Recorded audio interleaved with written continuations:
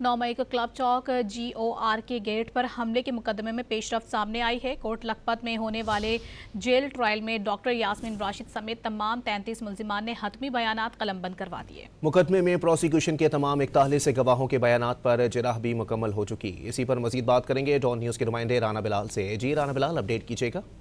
जी देखें, 9 मई को क्लब चौक GOR के गेट पर हमले के मुकदमे में एक अहम पेशरफ्त सामने आई है। डॉक्टर यास्मीन राशिद समेत दीगर तमाम जो मुल्जमान हैं उनके हतमी बयानात रिकॉर्ड कर लिए गए हैं और 41 गवाहों के बयानात पर जिरा भी मुकम्मल हो चुकी है। ATC लाहौर की जानिब से 9 मई के इस मुकदमे का कल फैसला सुनाए जाने का भी इम्कान है। ATC के जज ने मुल्जमान के वकला को कल हतमी दलाइल मुकम्मल करने की भी हिदायत कर दी है। ATC के जज मंजर अली गिल ने कोट लखपत जेल में इस केस की समाअत की और जो मुल्जमान की बात की जाए तो उसमें डॉक्टर यास्मीन राशिद, मियां महमूद रशीद, शाह महमूद कुरैशी, इजाज चौधरी और उमर सरफराज चीमा जो है वो मुल्जमान में शामिल है। और मुल्जमान की जानिब से राना मुदस्सर उमर एडवोकेट जो है वो आज अदालत के रूबरू पेश हुए थे और अदालत की जानिब से कल राना मुदस्सर उमर और दीगर वकला को अब अदालत ने अपने हतमी दलाइल मुकम्मल करने की हिदायत की है और कल ही इस मुकदमे का फैसला सुनाए जाने का भी इम्कान है।